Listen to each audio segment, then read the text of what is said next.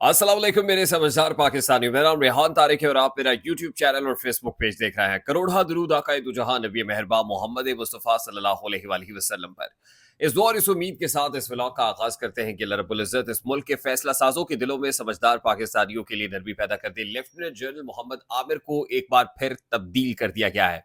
11 महीने के बाद लेफ्टिनेंट जनरल आमिर को एक अहम जिम्मेदारी सौंपी गई थी, लेकिन अब वो पर्टिकुलर जिम्मेदारी वापस ले ली गई है। लेफ्टिनेंट जनरल आमिर कौन है, उन्हें सदर आसिफ जरदारी के करीब कैसे समझा जाता है और ये टास्क वापस क्यों लिया गया है, आज के इस व्लॉग में तमाम तो डिटेल्स आपके साथ शेयर करेंगे। उसके साथ ही आज इंपॉर्टेंट डे इसलिए है कि पाकिस्तान तहरीक इंसाफ संगजानी में जलसा करने जा रही है और संगजानी के मकाम पर जो जलसा होने जा रहा है उससे पहले ही जो खुफिया बैग्स बरामद होने का सिलसिला भी शुरू हो गया है। यानी खुफिया कुछ वहां से असलहा, बारूदी मवाद कुछ लोगों ने बरामद कर लिया है। ये क्या मामला है, इस पर भी जरा आगे चल के बात करेंगे, लेकिन आपको ये बताएं कि इस्लामाबाद 29 मकामात से बंद कर दिया गया है। इस्लामाबाद के एंट्री पॉइंट्स पर भी कंटेनर्स लगे हैं। फैजाबाद, रेड जोन, डी चौक और उस समेत 29 ऐसे मकामात हैं जहां से इस्लामाबाद के एंट्री एग्जिट पॉइंट्स को बंद किया गया है। और संजानी के मुकाम पर जहां पाकिस्तान तहरीक इंसाफ को खासी दिक्कत का सामना रहा, वहां पर जलसे की इजाजत तो दे दी गई, मगर अब भी इस जलसे को करने में शदीद रखना डाला जा रहा है। हत्ता कि मोटरवे से जो बहुत सारे पॉइंट्स हैं वो भी बंद किए हुए हैं। वहां से जो लोग जा रहे हैं या जो मोटरवे के रूट को इस्तेमाल कर रहे हैं, उन्हें भी शदीद मुश्किलात का सामना करना पड़ रहा है। एक तरफ पाकिस्तान तहरीक इंसाफ का आज का जलसा है जिसकी इजाज़त इंतज़ामिया की जानिब से दी गई और इंतज़ामिया की रवायत ये रही है कि ऐन वक्त पर जलसा कैंसिल कर दिया जाता है, एनओसी वापस ले लिया जाता है। और दूसरी तरफ मौलाना फजलुर रहमान साहब का कल का इकट्ठ, जिसकी वीडियोस खासी शेयर हो रही हैं, अ, तस्वीर वायरल हो रही हैं, स्टेटमेंट्स वायरल हो रहे हैं और उसमें ये बताया जा रहा है कि देखिए, जलसा तो इसको कहते हैं, पावर शो इसको कहते हैं, स्ट्रीट पावर मौलाना फजलुर रहमान के पास है। और इसमें कोई दो राय नहीं है, इसमें कोई दो राय नहीं है कि मौलाना फजलुर रहमान के पास स्ट्रीट पावर है। वो शॉर्ट नोटिस के ऊपर, बगैर किसी कैंपेन के, बगैर एडवर्टीजमेंट्स के भी एक बड़ा मजमा इकट्ठा करने की सलाहियत और ताकत रखते हैं। इसमें कोई अभाव नहीं होना चाहिए। मौलाना फजलुर रहमान साहब एक बार फिर इस्टेब्लिशमेंट को ये कह रहे हैं कि असम्बलियां जाली हैं और किसी भी वक्त जो है हम आपको भी उठा के बाहर फेंक सकते हैं। अब मौलाना फजलुर रहमान साहब के इस जलसे की जो गुज़श्ता रोज़ कवरेज हुई और जिस तरीके से काफ़िले पहुंचे, ना इंतज़ामिया की जानिब से कोई रुकावट थी, ना कोई रखना डाला गया और मेरा ख्याल इंतज़ामिया कर भी नहीं सकती और ना ही इस्टेब्लिशमेंट की तरफ से कोई इंस्ट्रक्शंस थी, बल्कि भरपूर कवरेज हुई, बेहतर तरीके से ट्रीट किया गया, हर अंदाज से दिखाया गया। अब लगता तो यही है कि ये लव हेट रिलेशनशिप है मौलाना फजलुर रहमान का और मिलिट्री इस्टेब्लिशमेंट का। लगता यूं ही है कि मौलाना फजलुर रहमान और मिलिट्री इस्टेब्लिशमेंट भाई भाई। मैं किस बुनियाद पे कह रहा हूं कि इंतखाबात से पहले मौलाना फजलुर रहमान जब अफगानिस्तान गए थे तो DGISI और chief of the army staff जो लासिम मुनीर से उनकी मुलाकात हुई थी। उसके बाद जब वापस आए थे और उन दिनों भी वो इंतखाबात को कह रहे थे कि नामसाइद हालात हैं, मुल्क में इंतखाबात नहीं हो सकते। जब वापस आए फिर यही कहा, फिर जब इंतखाबात हो गए तो मौलाना के हक में नतज नहीं आए, फिर उन्होंने यही कहा कि असम्बलियाँ जाली हैं और आज भी वो यही राय रखते हैं। लेकिन इसके बावजूद वो मुक़तदरा और हुकूमत के साथ मुलाकातें भी करते हैं और फिर लगता यह है कि उनके साथ खासे अलाइन और in line with their policies भी हैं।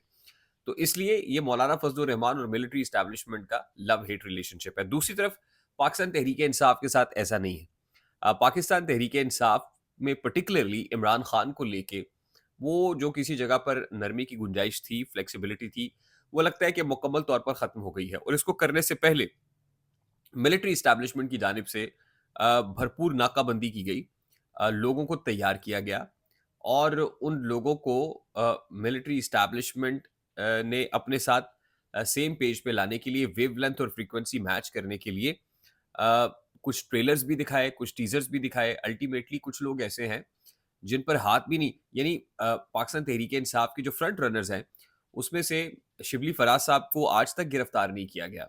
रऊफ हसन गिरफ्तार होते हैं, रिलीज हो जाते हैं। उमर अयूब को गिरफ्तार नहीं किया जाता है। मतलब अगर कुछ सख्ती आती है या जिस वक्त उनकी जो तस्वीर शेयर हुई थी कि कमर के ऊपर निशानात हैं, तशद्दुद किया गया है, वो ज़माना और था 9th ऑफ मई वाला। उसके बाद जिन जिन लोगों के सॉफ्टवेयर अपडेट हुए थे उन पर हाथ नहीं डाला गया या उनको गिरफ्तार नहीं किया गया। तो इसलिए पाकिस्तान तहरीक-ए-इंसाफ में इमरान खान को अगर निकाल दिया जाए, अली अमीन गंडापुर समेत बहुत सारे ऐसे लोग हैं जिनसे मिलिट्री इस्टेब्लिशमेंट को कोई प्रॉब्लम नहीं है, कोई मसला नहीं है। यही वजह है कि मिलिट्री इस्टेब्लिशमेंट उनसे एंगेज करना चाहती है और पाकिस्तान तहरीक-ए-इंसाफ का वजूद तो शायद कायम रखना चाहती है। लेकिन और उसके अंदर पाकिस्तान तहरीक-ए-इंसाफ नज़रियाती जैसी जमातों को भी शामिल करने के लिए ज़िया लागू ऐसी बातें नहीं कर रहा है। तो इसलिए इमरान खान साहब के यहाँ जो हालात हैं वो ख़ासे मुख्तलिफ और इस हवाले से 180 डिग्री के ऊपर दिखाई देते हैं कंपैरेटिवली बहुत सारे लोगों से और इन पर्टिकुलर मौलाना फजलुर रहमान से। अब इमरान खान साहब ने नैब तरामीम को देखते हुए लॉ ऑफ द लैंड के मुताबिक एक 190 मिलियन पाउंड केस या अलकादर ट्रस्ट केस के अंदर जो है ये कहा है कि नैब तरामीम के बाद अब तो ये केस बनता ही नहीं, ना उनके खिलाफ बनता है ना बुशरा बीबी के अगेंस्ट बनता है। पाकिस्तान तहरीक इंसाफ में ने इमरान खान ने पर्टिकुलरली ये कहा था कि अगर इन तरमीम के वापस होने का को सबसे ज़्यादा नुकसान हुआ तो अगर मुझे हुआ तो मैं ये नुकसान उठाने को भी के लिए भी तैयार हूँ, लेकिन मुल्क का नुकसान नहीं होना चाहिए।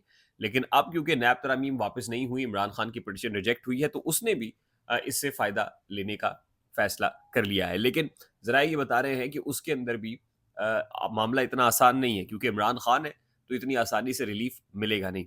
अच्छा, दूसरी तरफ लेफ्टिनेंट जनरल मोहम्मद आमिर वाली जो स्टोरी है, उन्हें आपको याद होगा कि उनकी रिटायरमेंट के 11 महीने के बाद ही, सिर्फ 11 महीने गुजरने के बाद ही, उनको यूएई में पाकिस्तान का सफ़ीर नामज़द किया गया और ये नामज़दगी शहबाज शरीफ साहब की जानिब से की गई। और यूएई में जो पहले ही पाकिस्तान के सफ़ीर के तौर पर खदमात सर अंजाम दे रहे थे, सैयद फैसल नियाज़ तिरमिज़ी साहब, उनको वहाँ से निकाल कर ब्रसेल्स और यूरोपीय यूनियन में पाकिस्तान का सफ़ीर नामज़द करने का फैसला किया गया। लेकिन अब वज़ीर आज़म शहबाज शरीफ साहब की तरफ से ये ऑर्डर्स आए हैं कि इस तैनाती को रोक दिया जाए। यानी लेफ्टिनेंट जनरल आमिर साहब यूएई के सफ़ीर जिनको नामज़द किया गया था, ये नामज़दगी वापस ले ली गई है और फैसल नियाज़ तिरमिज़ी को ये कहा गया है कि वो काम जारी रखें।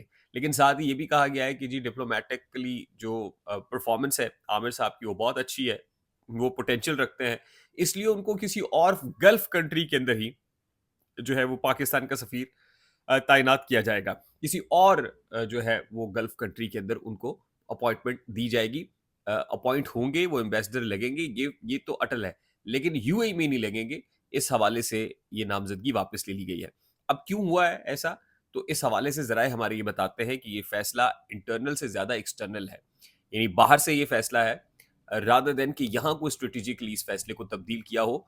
ये जिस मुल्क में सफ़ीर तैनात किया जाना था, उनके कहने पर फैसल नियाज़ तिरमिज़ी साहब को पाकिस्तान का सफ़ीर यूएई में रिटेन किया गया है और आमिर साहब से मुताल्लिक यूए क्योंकि दोनों तरफ से, दोनों ब्रसेल्स और यूरोपीय यूनियन से फैसल नियाज़ तिरमिज़ी के लिए जो है वो गो हेड ग्रीन सिग्नल माँगा गया था और यूएई से लेफ्टिनेंट जनरल आमिर के लिए ग्रीन सिग्नल माँगा गया था। लेकिन अब वहाँ से ग्रीन सिग्नल ना मिलने की बुनियाद पे इस फैसले को तब्दील किया गया है। आई होप मेरी बात आप तक पहुंची होगी। अगर पहुंच जाए तो वीडियो को लाइक और शेयर करना मत भूलिएगा। चैनल पे नए तो चैनल को सब्सक्राइब कर लीजिएगा। बेल आइकन जरूर दबाइएगा। मुझे रेहान तारिक को इजाजत दीजिए। अपना बहुत सारा ख्याल रखिएगा। अस्सलाम वालेकुम।